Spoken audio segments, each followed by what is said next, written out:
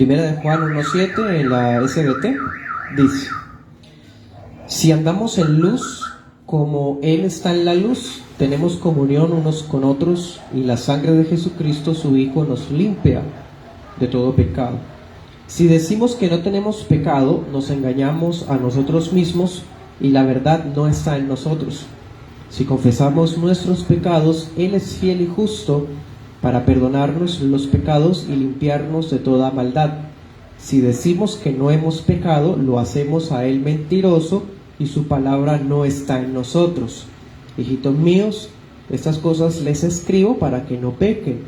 Y si alguno hubiere pecado, abogado tenemos para con el Padre, a Jesucristo el justo, y Él es la propiciación por nuestros pecados, y no solamente por los nuestros, sino también por los de todo el mundo. Amén. Esta es nuestra enseñanza número 5 de la serie temática sobre la justificación, y vamos a ver el pecado en los justificados. Vimos que la justificación es una realidad espiritual, de hecho anticipada por Dios desde la eternidad y en el Antiguo Testamento, pero queda una incógnita, y es: ¿qué pasa con el pecado de aquellos que ya han sido justificados? ¿Será que la justificación significa que ya no vamos a volver a pecar? ¿Y qué pasa si un justificado peca? ¿Se cae de la justificación? O por el hecho de estar justificados, pues como ya están perdonados, entonces ya no es necesario pedir más perdón, confesar pecados y eso, porque pues ya fue justificado una vez para siempre. Bueno, este tipo de confusiones son las que han rodeado este tema por siglos, y las confesiones de fe históricas lo han tratado abiertamente. Por ejemplo, en la Confesión de Londres se trata este asunto de manera directa. Creo que es el capítulo 11.5. Bueno, y esto se debe principalmente a una confusión bastante popular. Y popular me refiero a que pues las personas del común que no estudian la palabra, incluyendo a muchos neoevangélicos, llegan a este problema. Y es que equiparan la salvación con la santificación como si fuera la misma cosa y las confunden. Eso se ve tanto en Roma, irónicamente, como en muchas sectas neoevangélicas, ya sean unitarias o hasta iglesias arminianas evangélicas.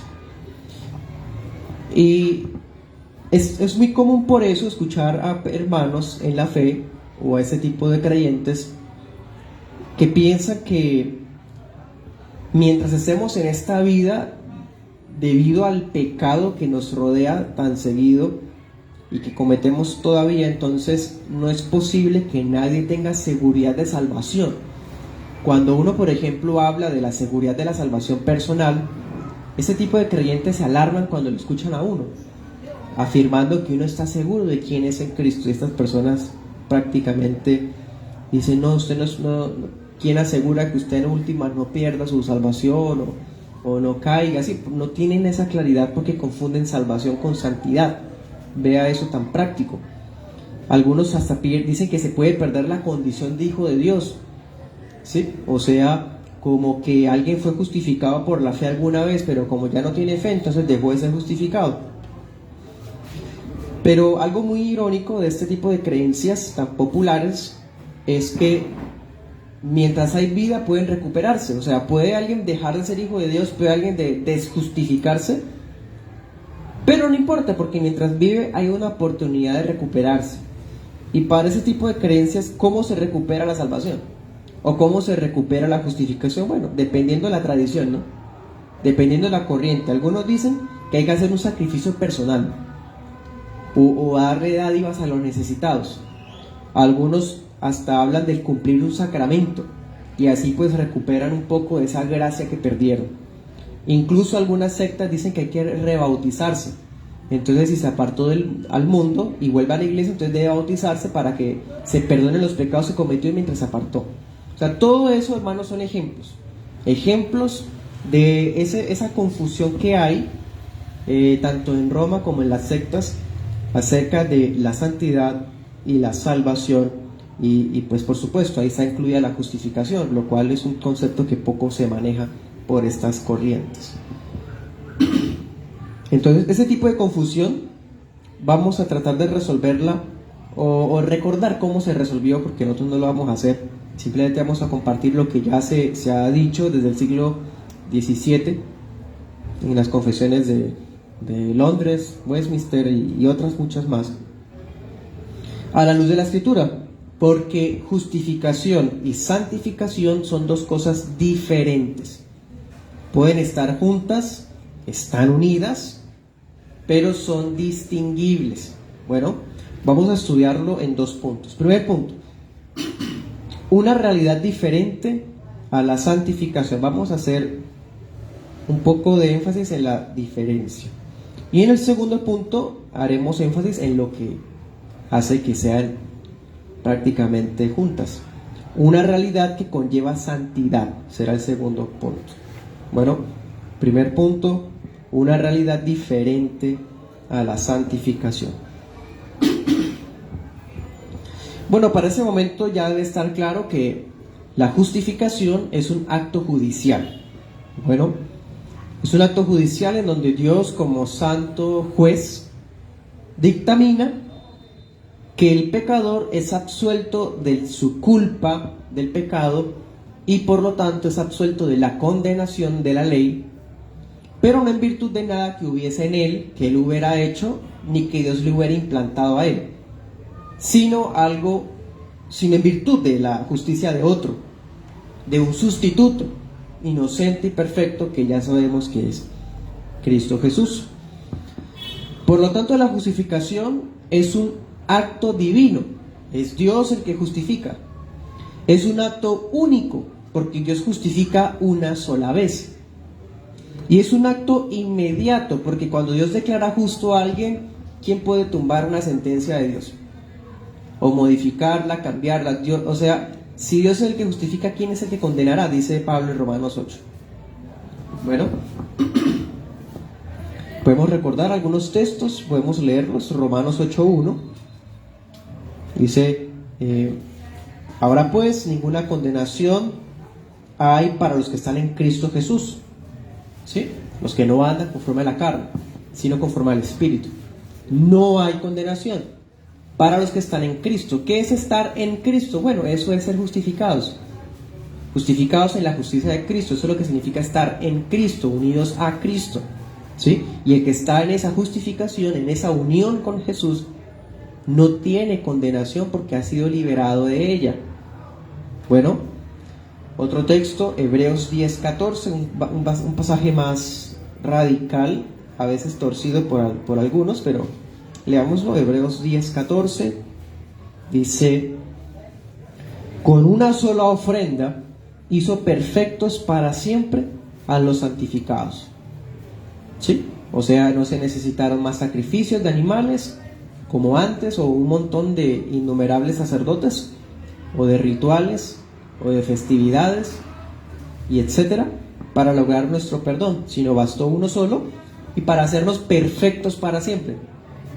Eso es la justificación, una sola vez, de parte de Dios, de manera inmediata. Ya no necesita sumarse más, ¿sí?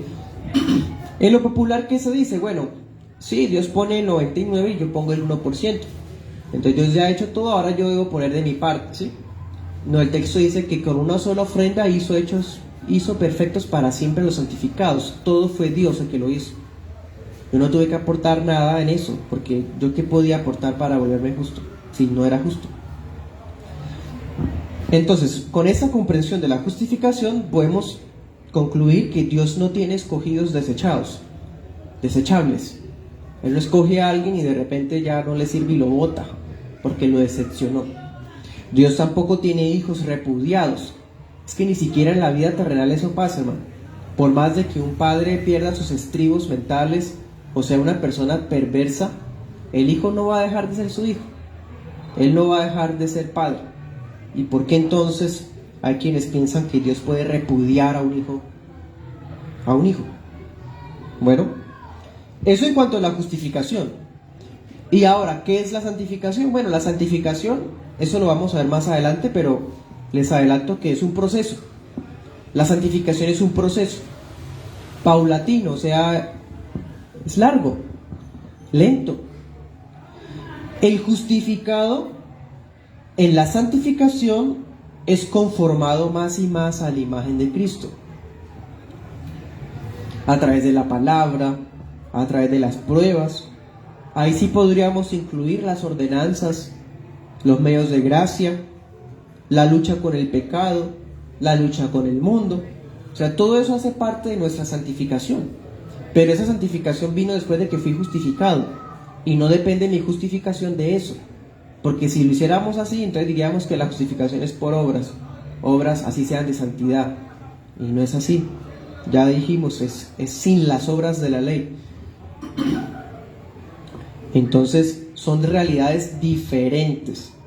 Es más, la justificación ocurrió una vez cuando el Espíritu Santo nos regaló, nos aplicó la fe, ya lo vimos. Pero la santificación no ocurrió una sola vez. Estamos todavía en ella, y es un proceso que va a durar toda la vida. Es un peregrinaje aquí en la tierra. ¿Y cuándo va a acabarse? ¿Cuándo va a ser consumada? Hasta que nos muramos. Cuando ya el pecado no tenga más poder sobre nosotros, o cuando venga Cristo y nos arrebate, ¿sí? Esa es la única forma en que la santificación ya se cumple, ¿sí? Entonces queda claro, la justificación es un solo momento, cuando nos dio la fe el Señor, perfecta. Pero la santificación es algo diferente, viene después, y es el proceso de toda la vida en cuanto a somos hechos a la imagen de Jesús, más parecidos a Él. Bueno, ya teniendo claro esta diferencia, vamos a también aclarar otros problemas que conlleva la confusión. Porque es que, hermano, hay dos inconvenientes. No solamente es el tema de la caída, de perder la justificación, sino hay otro que quiero empezar con ese. Si la justificación y la santificación fueran una sola cosa, uno de los tantos problemas que habría es que si Dios ya me perdonó a mí, o sea, ya soy justificado ante el juez, ante el tribunal de Dios, entonces, y es la misma cosa que santificación, entonces no necesito pedir perdón. O sea, ¿por qué vamos a seguir pidiendo perdón a Dios si Dios ya nos perdonó? Entonces de ahí viene ese discurso que dice perdónate a ti mismo. Dios ya te perdonó, ahora solamente perdónate a ti mismo, y a Dios ni siquiera necesitas decirle que te perdone, porque Él ya te perdonó en la cruz. Y suena muy lindo y todo, pero eso es herejía. Están confundiendo justificación con santificación. Ni siquiera los que hemos sido santificados mediante la fe podemos decir que ya no tenemos pecado. De hecho, hay otro movimiento por allá del siglo XVIII y XVII, bueno, XVIII especialmente, viene del arminianismo, que empezó a enseñar que,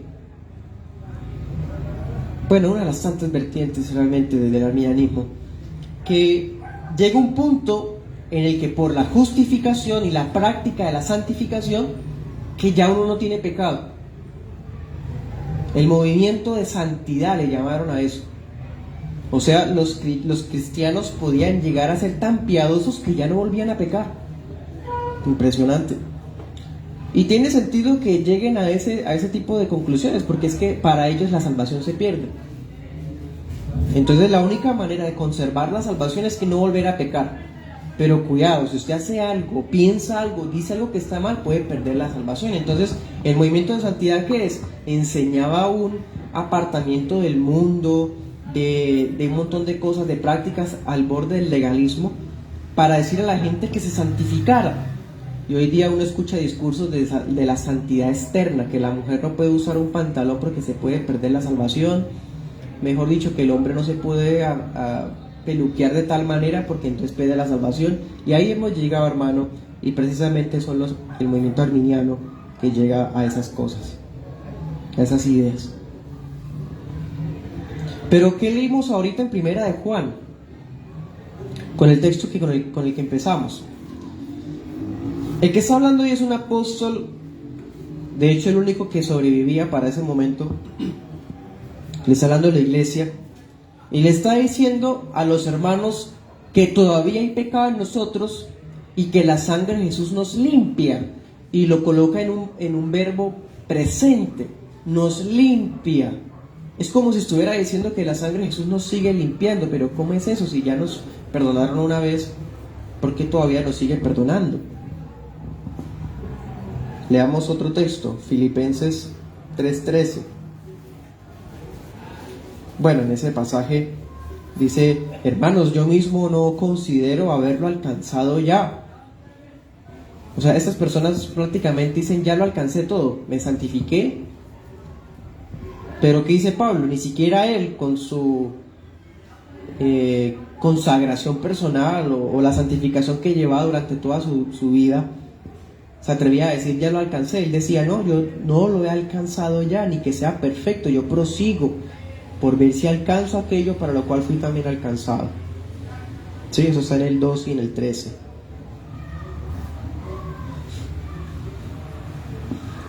Entonces, decir que como ya hemos sido justificados, entonces ya no tenemos pecado, o que ya no volvemos a pecar. O sea, hay creyentes que son más carnales, y esos creyentes carnales, ellos son los que siguen pecando. En cambio, los creyentes que son espirituales ya no pecan más.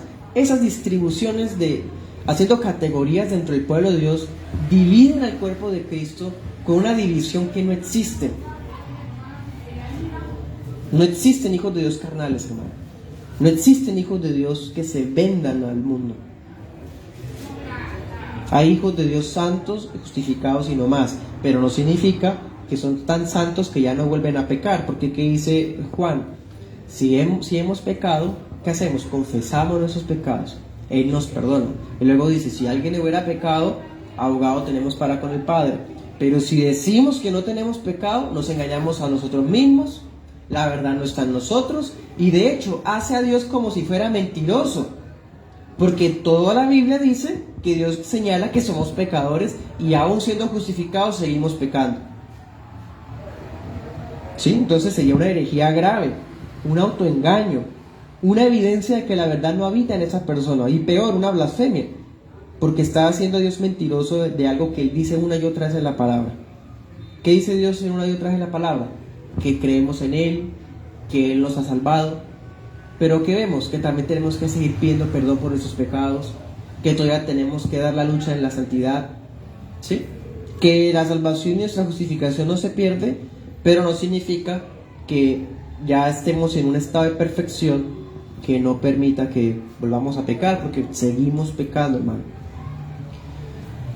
Bien, en Juan 10:28 dice que todas las ovejas del Señor están en su mano y nadie las puede arrebatar de su mano, que ninguno se va a perder de los que son suyos, ¿sí? Entonces, ninguno de los que han sido escogidos y llamados eficazmente se pueden perder. O sea, no pueden caer del estado de justificación. Sin embargo, puede ser que estemos justificados ya. No nos vamos a caer del estado de justificación. Fuimos hechos perfectos para siempre en Cristo Jesús. Ya no hay condenación para nosotros en Cristo Jesús. Y aún así, a la vez, no pretendo haberlo alcanzado ya. Sigo confesando mis pecados y he pecado, entonces acudo al abogado. ¿Se dan cuenta de la realidad? Es algo presente. Ya he sido justificado, pero todavía estoy siendo santificado, ¿sí?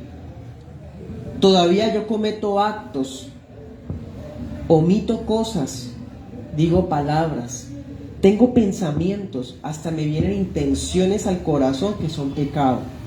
Siendo justificado, todavía me sale eso, hermano. Y eso va a seguir mientras esté en esta vida.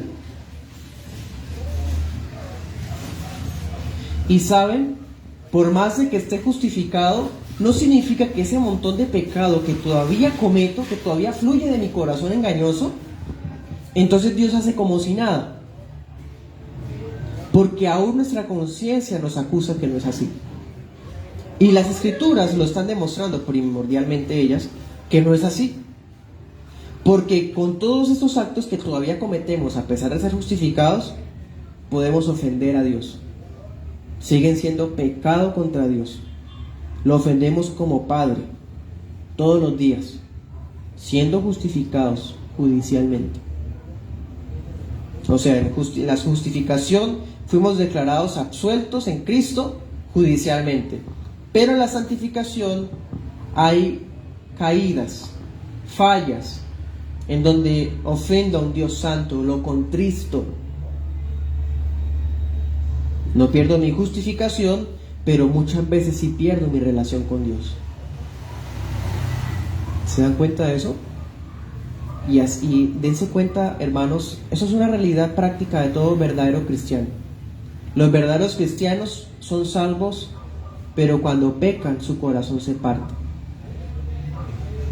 Y no van a decir, no, pues yo ya estoy justificado, yo pequé, pero ya estoy hecho perfecto para siempre, y sigue como si nada. Eso es un impío, el que piensa de esa manera. Necesitamos contar con el perdón divino todos los días. No es como si después de la conversión ya no necesitamos pedir más perdón. O como dice también otra vertiente allá errada, que ya no estoy bajo la ley, entonces ya estoy en Cristo, entonces por lo tanto ya no necesito ocuparme de que hay que honrar los mandamientos del Señor. No, eso ya no está vigente porque estamos bajo la gracia. No, eso serían otras cosas ahí heréticas también. Contrario a eso, ¿qué enseñó el Señor Jesús? Tan solo miremos en el Padre nuestro. ¿Qué enseñó Jesús? Que oráramos al Padre. Perdónanos nuestras deudas. Mateo 6:12. En Lucas 11:4 dice, perdona nuestros pecados. Perdónanos. Él nos enseñó a orar que nos perdone el Padre. Pero si ya estamos justificados, perdonados para siempre, ¿por qué seguir pidiendo perdón? Lo mismo y tanto, hermano. Judicialmente fuimos absueltos, pero la lucha en la santificación es real y podemos ofender al Señor. No perdemos nuestra condición, pero sí perdemos nuestra paz interior, por así me permite la expresión. Perdemos esa comunión con el Señor. ¿Sí? Por eso es que estamos llamados a confesar el pecado. Y por eso se habla que la sangre de Jesús nos limpia de todo pecado, de toda maldad, siendo ya justificados. Y eso está desde el Antiguo Testamento. Salmo 32:5.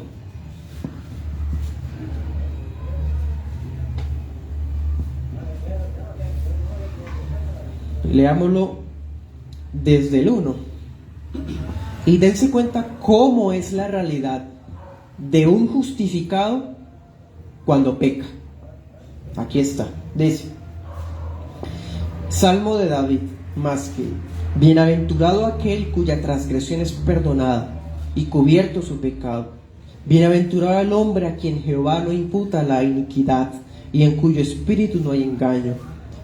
Mientras callé se envejecieron mis huesos en mi gemir todo el día, porque de día y de noche se agravó sobre mí tu mano. Se volvió mi verdor en sequedades de verano. Selah. Mi pecado te declaré y no encubrí mi iniquidad. Dije, confesaré mis transgresiones a Jehová, y tú perdonaste la iniquidad de mi pecado. Selah. ¿Se dan cuenta? En ningún momento David está perdido en su salvación o está desjustificado. De hecho, por ser justificado y por ser salvo es que no puede vivir tranquilo después de pecar. Y él dice, qué dichoso es aquel a quien Dios no inculpa de que peca. Pero mientras yo no confesaba mi pecado y seguía viviendo allá hipócritamente en lo secreto, yo sentía que tu mano pesaba sobre mí. Y todo el verdor de mi físico y de mi salud se perdió. O sea, su alma y su cuerpo sufrieron. Hasta que dijo, no, ya no más, confesaré mi pecado al Señor. ¿Y qué pasó? Y el Señor lo perdonó. ¿Se dan cuenta? Las realidades como son. Ya es justificado, pero todavía seguía pidiendo perdón al Señor. Vamos al segundo punto.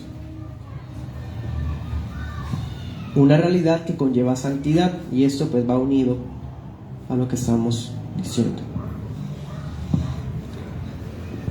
Cuando pedimos al Señor perdón por nuestro pecado, aún después de haber sido justificados, no es una nueva justificación, como si fuéramos justificados muchas veces. Esa experiencia interna de perdón en realidad es una limpieza ocasional mientras estemos en este mundo. ¿Se acuerdan lo que Jesús enseñó en Juan 13:10? Cuando le lavó los pies a los apóstoles, Él dijo: el que está lavado no necesita sino lavarse los pies, pues está todo limpio. ¿Se acuerdan? Él había dicho, bueno, ¿se acuerdan de Pedro? Señor, lávame todo. Dijo, no necesitas lavarte completamente porque ya estás limpio, solamente los pies. ¿Se dan cuenta? Aunque no todos están limpios, porque Judas, ¿se acuerdan que él no estaba regenerado? Entonces, dense cuenta.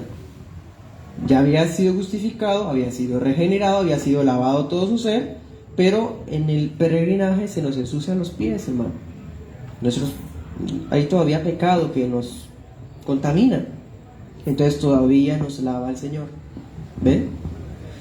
Y es en ese momento cuando Jesús actúa como abogado de nosotros, como propiciación ante el Padre Celestial.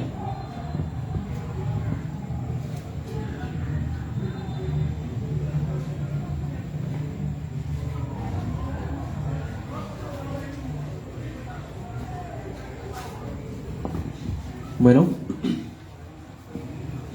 entonces, cuando un justificado peca,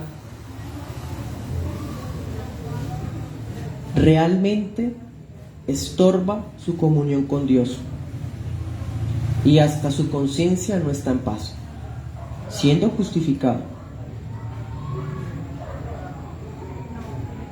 Es más, uno puede decir bíblicamente que Dios oculta la luz de su rostro de aquel hijo suyo que peca contra él. Claro, hermano, Dios es muy santo de ojos para ver el mal, dice el profeta Habacuc. Él no va a congraciarse con alguien que está pecando. Aunque sea un hijo suyo que está en pecado, el Señor se oculta de él. ¿Hasta qué? Hasta que nos humillemos ante Él, hasta que confesemos nuestros pecados, hasta que roguemos su perdón, renovemos la fe, el arrepentimiento, ayunemos, oremos. Ahí ya vienen los medios de gracia. Y en la práctica de estas cosas tratamos desesperadamente de buscar no ganarnos la salvación que ya tenemos, sino recuperarnos. Y poco a poco esa luz vuelve a recuperarse. ¿Sí? Entonces, cuando un hijo de Dios peca, aunque sea justificado, Dios lo disciplina ocultando su rostro de él. No le da paz. A veces ni lo dejará dormir. Aquí con el salmista, ¿qué le pasó? Se enfermó. ¿Sí? Otras veces, ¿qué hace Dios? Envía disciplinas, juicios temporales, cosas que pasan para humillarlo. En Lucas 1:20, ¿se acuerdan del papá de Juan Bautista? Como no creyó, el ángel que dijo, vas a quedar mudo. El sacerdote pues seguía siendo santo, un hijo de Dios, justificado, pero una disciplina. Quedó sin voz por 9 veces. Y eso lo vemos en toda la Biblia, hermano.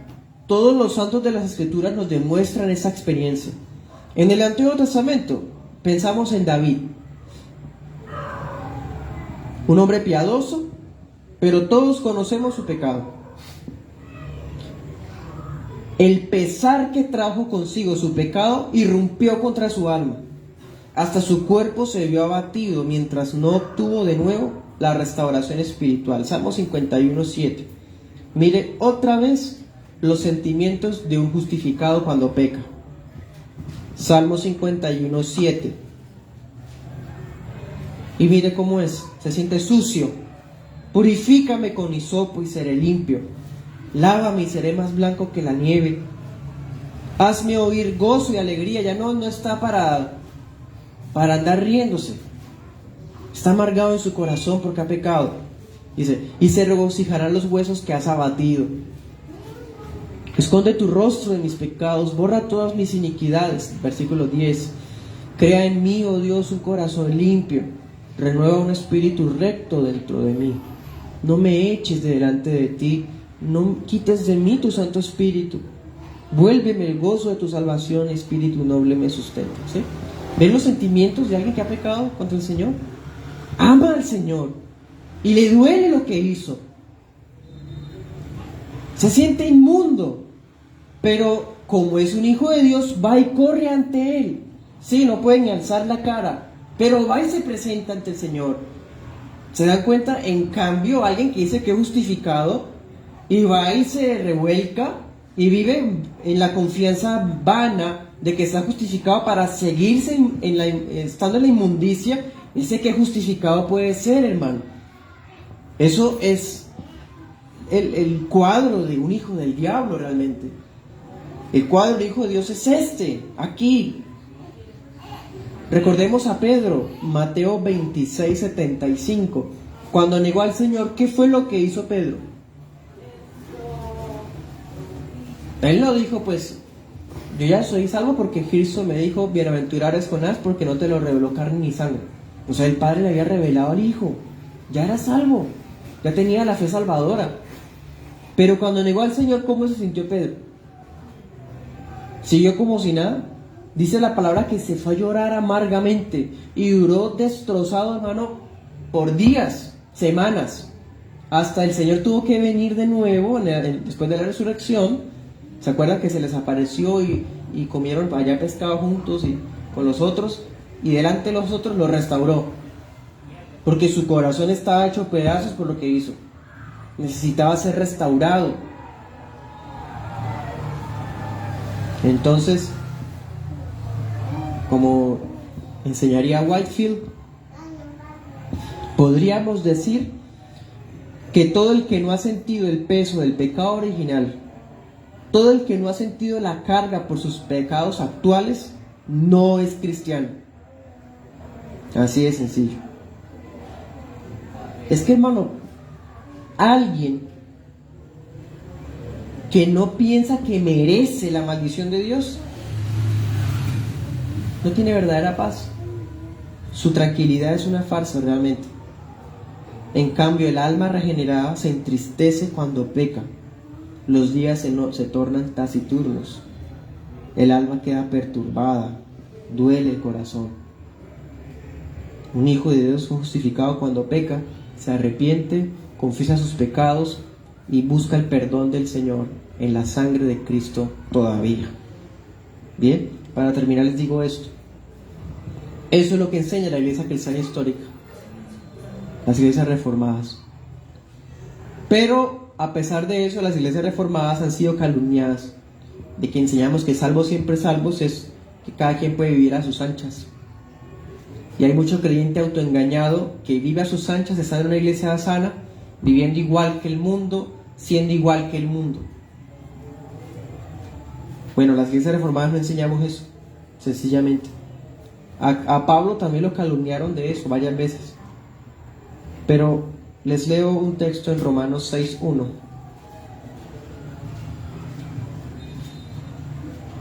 Dice, ¿qué pues diremos? ¿Perseveraremos en el pecado para que la gracia abunde?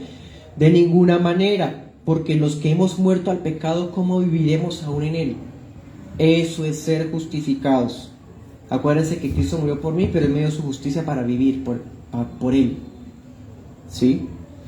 Entonces, ser salvos, siempre salvos, implica que soy de Cristo y que vivo para Él, y no que puedo vivir como me da la gana. ¿Sí? El creyente verdadero que peca no vive tranquilo. Él ama demasiado a su Padre, que es santo, como para vivir como los hijos del diablo. Además, un hijo de Dios justificado teme, porque Dios como Padre disciplina.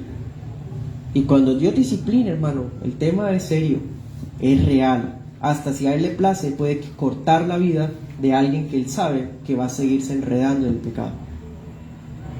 Es real.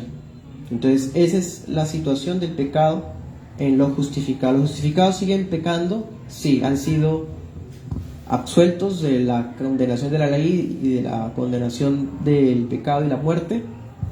Pero mientras estemos en este cuerpo miserable de muerte, como diría Pablo, seguimos luchando, ¿cierto?